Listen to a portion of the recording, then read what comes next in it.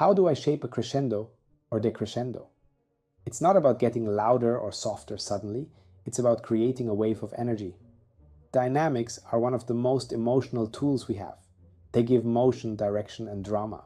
A crescendo isn't just turning up the volume, it's adding intensity, use acceleration, harmonic tension, or melodic lift to build excitement.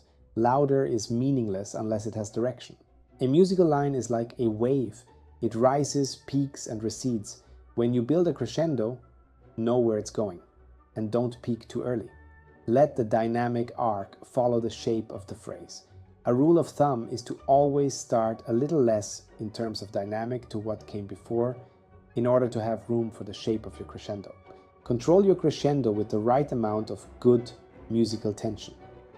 Use your arm weight and articulation techniques, legato, etc. to increase this tension. Feel the sound grow under your fingers. Gradually. The same goes for the crescendo.